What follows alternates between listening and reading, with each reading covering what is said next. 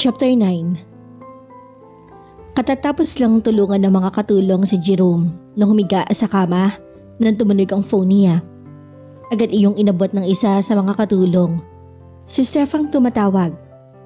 "Kumusta ka na, Jerome?" Tanong ni Steph sa kanya. "Okay lang. Eto, lumpo pa rin." May bahid sama ng loob na sagot. "Lalo na kung hindi mo ginagawa ang dapat mong gawin na therapy." "So nagsumbong na pala ang mama sa'yo?" May bahid sama ng loob sa kanyang boses. "Hindi naman, natanong ko lang ang kalagayan mo kaya nakwento niya." Paliwanag naman ni Steph sa kanya. Ramdam niya ang lungkot sa mga mata nito. Sino ba naman kasi ang hindi malulungkot sa kalagayan niyang yun? "Steph, tanggapin na lang natin na ganito na lang ako. Walang silbi at lumpo pa." May lungkot sa himig niya.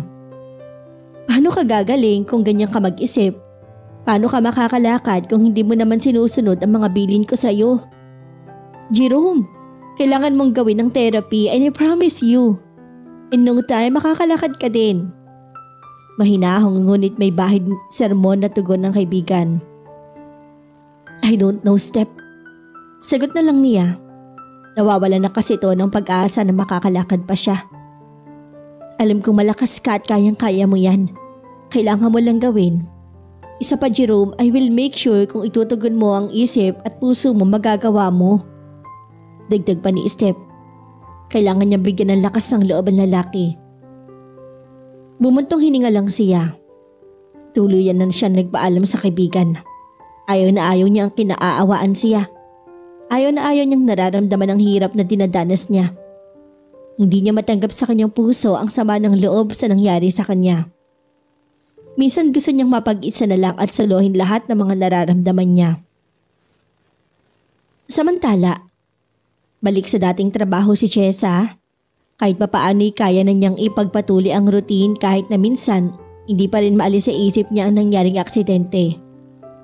Daladala pa rin niya sa kanyang konsensya at kapag naiisip niya na may isang taong hindi nakakalaka dahil sa kanya, nalulungkot at natutulala siya. Accident happened but this is different. Patuloy din ang panliligaw sa kanya ni Sam. Kapag nasa bahay siya, si Sir Edgar pumupunta din ng lalaki para makipagkwentuhan. Porsigido to na makuha ang matamis niyang oo. Sino ba naman ang hindi magkakagusto sa tulad niya? "So, saan ba pupunta ang ganitong relasyon ninyo?" Tanong ni Sir Edgar habang nanananghalian sila. "Dito naman, wala pa gusto ko na agad malaman saan pupunta." Birong sagot ni Sam. Halata naman ang pamumulan ng mukha ni Jessa. "Anong ibig mong sabihin? So puro pahaging lang." Biro din ng matanda na lalong kinagulat at kinahayan ng dalaga. "Sir Ed, talaga pala biro." "Naku Sam ha, dapat wag mo nang pakawalan tong si Jessa. Girlfriend material yan, hindi pala wife material." Anong matanda. Lagi niyang binubuyo ang dalawa kapag magkakasama sila. "Tito, darating din tayo dyan." Nakangiting sagot ni Sam. Napapayo ko na lang si Jessa. Ang totoo kasi ay sinabi na ni Sam ang damdamin niya. Kaso hindi pa nagawa ni Jessa na tanggapin to. Sa kadahilan ng gusto niya pa tong makilala ng mas maigi. Wala na din naman siyang hahanapin pa kay Sam dahil nasa kanya na lahat ng gusto ng isang babae sa lalaki. Ang siste, gusto pa niya tong makilala pa at hindi ang kalakas ang nararamdaman ng sa lalaki. May kung anong bagay ang pumipigil sa kanya na sagutin ito. Hindi niya lang mawari kung ano. Nang makabalik si Jessa sa kanyang klinik, dumaan muna siya kay Steph. Kasalukuyan namang walang ginagawa ang kaibigan. "Kumusta na si Jerome? Nakakalakad na ba?" Tanong niya sa kaibigan. "Yun nga ang masaklap hindi pa. Dahil hindi niya ginagawa ang therapy na dapat niyang gawin." Malungkot na sagot ni Steph na halatang nanghihinayang. "Ha? Bakit? Akala ko ba kumuha sila ng tutulong sa kanya?" Nag-aalalang tanong ni Jessa. "Wala nagtatagal dahil sa ugali niya. Nawawalan siya ng pag-asang makalakad pa kaya sa kanila niya ibinubuntun ang galit niya." "Ako na lang kaya ang pumunta?" Biglang presenta ni Jessa. "Ano? Naku Jessa, baka hindi mo kayanin ang ugali ni Jerome. Alam mo namang galit yun sa'yo. Pagpipigil ni Steph. Gusto ko siyang tulungan, Steph. Para na din maibisan ng guilt na nararamdaman ko hanggang ngayon. Saka para na din mabawasan ang bigat ng aking nararamdaman. Sagot ni Jessa. Baka mahirapan ka lang dun, Jessa.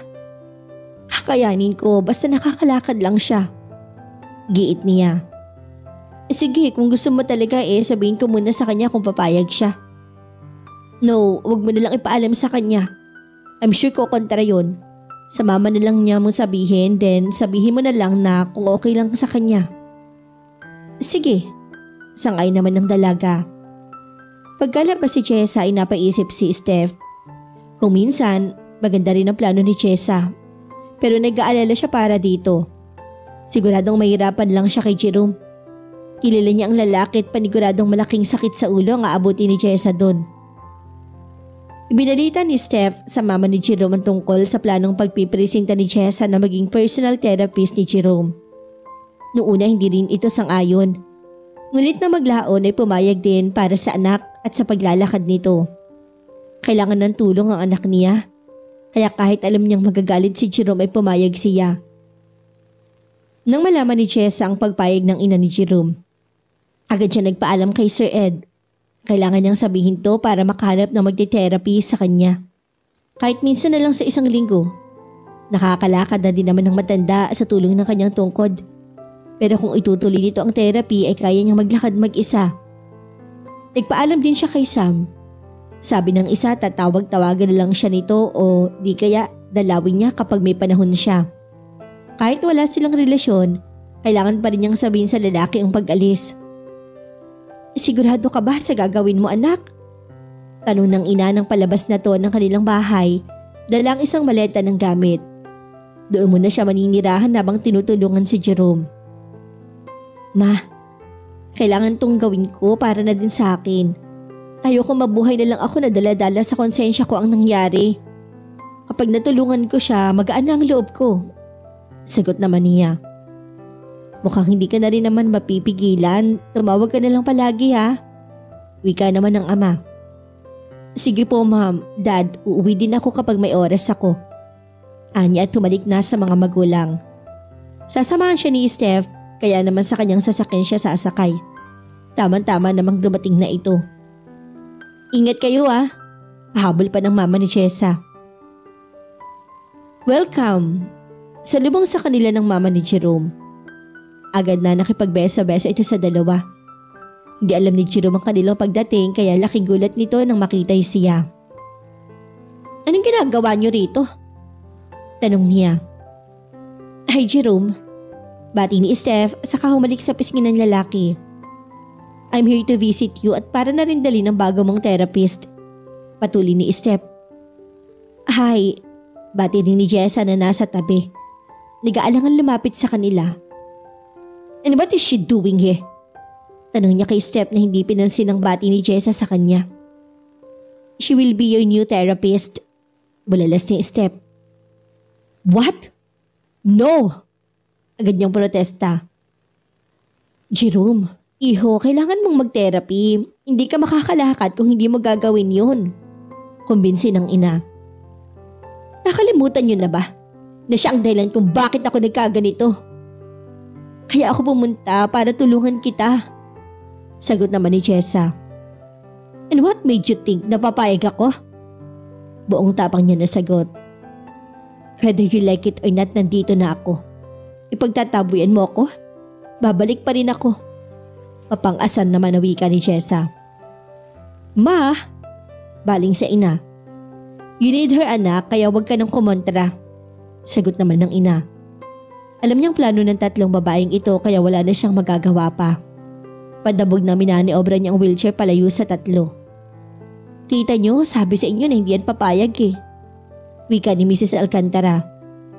Pero wala na po siyang magagawa dahil nandito na ako. Sagot naman ni Jessa. Sana lang iya matagalan mo ang ugali niya. Kakayanin ko po basta matulungan ko lang siya na makalakad. Buong buo ang loob na sagot ni Jessa. Ano kaya ang mangyayari ngayong si Jessa ang mag-aalaga kay Jerome? Doon ka na sa may guest room, malapit sa kwarto ni Jerome, ani Mrs. Alcantara kay Jessa. Ready ka na ba sa sasabakin mo? Sigurado ka na ba dito? Sunod-sunod na tanong naman ni Steph. Oo, kaya ko na to. Salamat sa pagkatid, Steph ha. Pasasalamat niya kay Steph. So paano yung tita? Kailangan ko na rin bumalik sa Laguna. Asikasuhin pa kasi ako ngayon. Paalam naman ni Steph. Di ka lang ba naman mananghalian dito? Alok naman ang ginang. Naku tita, gagabihin na ako sa daan pag ganun. Maybe next time po, magpapaalam lang ako kay Jerome. Anya saka pinuntahan si Jerome sa beranda. Paano yan? Aalis na ako. Anya habang papalapit kay Jerome na nakatingin sa malayo. Magtanghalian ka muna bago ka umalis. Walang lingon na alok naman niya. Gagabihin ako masyado sa daan. Nagtatampo ka ba sa akin? Tanong ni Steph habang nakatayo ito sa harap niya. Alam mo naman nagalit ako sa kanya. Siya ang dahilan kung bakit ako nagkaganito. Tapos siya pa ang dadalhin mo dito? May bahid ng sama ng loob na turan niya. Kailangan mo ang tulong niya, Jerome. Kung hindi mo gagawin to, malamang na magiging ganito ka na lang habang buhay. I don't care. Isama mo na siya pabalik mo ng Laguna. Nagtatampo pa niya sa kaibigan. Hindi niya kasi matanggap sa kanyang sarili na of all people ay si Jessa pa. Si Jessa na lumumpo sa kanya. Jerome, bigyan mo ng pagkakataon yung tao na punan ng mga bagay na dapat niyang gawin. At saka gusto lang naman niya na tulungan ka. Malumanay na sagot ni Steph. Hindi na lang siya umimik. Halata sa kanyang lungkot na mukha ang sama ng loob, galit at tampo. Sana wag mo siyang masyadong pahirapan, okay? Babalik ako kapag may pagkakataon. Huling wika ni Steph, saka humalik sa pisngi ng kaibigan at hindi na siya nilingon ni Jerome. Matapos maisaayos si Jessa ang kanyang mga gamit sa guest room, lumabas siya para kausapin ng ina ni Jerome. Tama-tama naman na makakasalubong niya si Jerome palabas ng kwarto nito. Tulungan na kita, alok ni Jessa. Para walang narinig si Jerome, tuloy-tuloy lang ang pagtulak nito sa kanyang wheelchair. Wala namang mawawala sa'yo kung tumanggap ka ng tulong, ani Jessa sabay tulak sa wheelchair. Hindi ko kailangan. Sabi ng tulong mo. Sigaw ni Jerome. Kung lagi kang ganyan, talagang magiging baldado at wala kang silbi habang buhay. Diyan ka na nga. Supladang sagot ni Jessa sa kainiwan ito. Hindi nakasagot si Jerome. Pinagmasdan lang niya ang papalayong si Jessa. Hindi siya inimik ni Jerome. Kapag may kailangan siya, sa katulong siya humihingi ng tulong. Minsan ay inaalo siya nito ngunit nagmamatigas talaga siya. So, kumusta ka naman dyan? Tanong ni Steph kay Jessa nang tumawag siya dito. Naku Steph, ang tigas talaga ng bungo nitong kaibigan mo. Para akong hangin dito na dinadaan-daanan niya lang. Tapos ayaw niya tumanggap ng tulong sa akin. Sumbong niya kay Steph. I told you, hindi madaling pakisamahan si Jerome. Lalo na kapag mainit ang ulo. Dapat mag-isip ka ng plano mo para kahit papano ay magpatulong sa'yo. Remember Jessa, kailangan niya ng therapy. Paalala ni Steph. Nag-iisip nga ako kung ano ba ang dapat kong gawin. Paano kung kausapin mo mga katulong nila dyan na wag siyang tulungan? Suggestion ni Steph. Baka naman sisantihin niya sila. Kawawa naman ang mga yun. Sabihin mo ang plano mo kina tito at tita. Kapag sumangayon sila, doon ka na magsisimula. Sige, gagawin ko yung mga sinasabi mo. Kinabukasan, inilatag ni Jessa ang plano niya sa mag-asawa. Dahil sa gusto din nilang matulungan ng anak, sumang-ayon sila. Sunod na kinausap ni Jessa ay ang dalawang katulong sa bahay. Halika kayo dito, may sasabihin ako. Wika niya sa dalawa habang nanananghalian sila. Ano po yun ma'am? Tanong ng isa. Wag mo na akong imam, Jessa na lang. Nag-usap na kami ni na sir saka ma'am tungkol sa plano ko kay Jerome. Gusto ko sana na ako nang bahala sa kanya. Huwag niyo siyang lalapitan kapag hihingi ng tulong. Bagkus ay ako ang tawagin niyo. Okay ba? Baka naman po magalit siya sa amin, Jessa. Hayaan niyo lang siya, ako nang bahala sa inyo. Sige, pero sana huwag humantong na tanggalin kami ha. Oo, napag-isipan ko na yan. Basta kapag may kailangan siya, nawala ako sa tabi niya, tawagin niyo ako ha. Kapag sa gabi ako na rin ang bahala. Total magkalapit ang kwarto namin. Makakapagpahinga pa kayo ng mabuti. Sige. Pagkagaling ni Jerome sa labas para lumanghap ng sariwang hangin, doon na sinimula ni Jess ang pagsisilbi sa kanya whether he likes it or not. Halika na, kain na tayo. Lapit niya dito saka tinulungan makapunta sa kusina. Kaya ko na to. Pigil sa kanya ni Jerome. Pwede bang tulungan kita? Para na akong tanga dito ha. Pumunta ako dito para tulungan ka, hindi tumunganga. Pwede kang umuwi kung gusto mo. Sagot naman ni Jerome.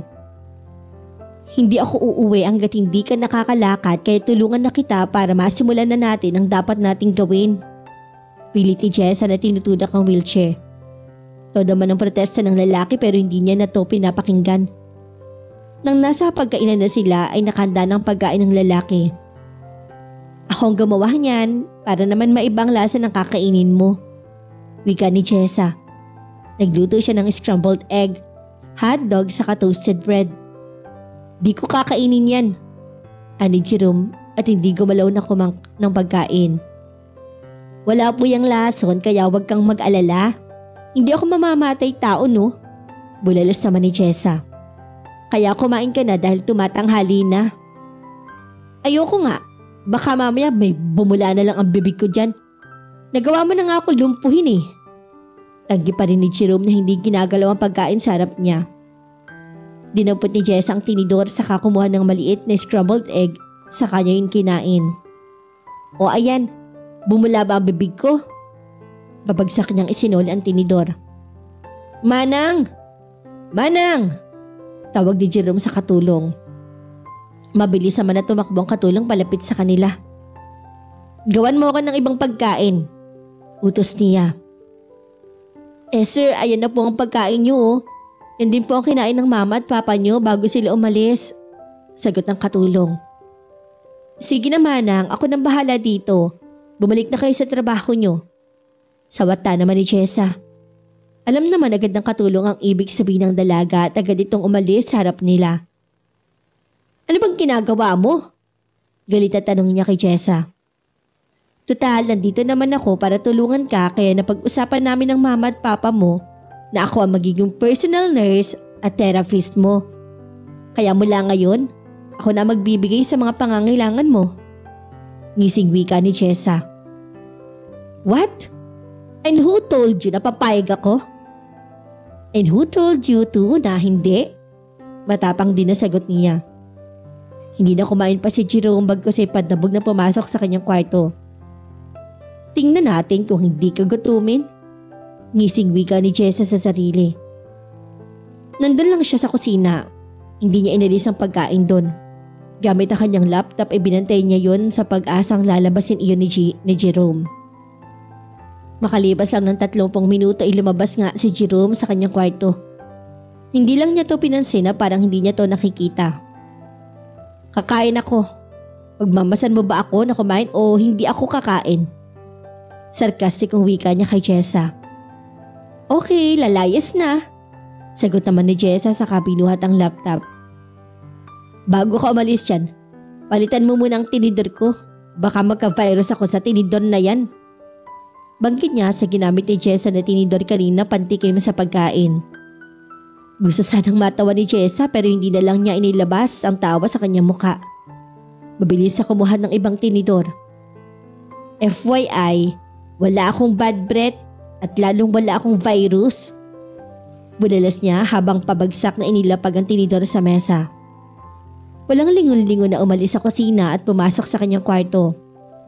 Pagkapasok niya sa kanyang kwarto, doon na siya. Tumawa nang tumawa.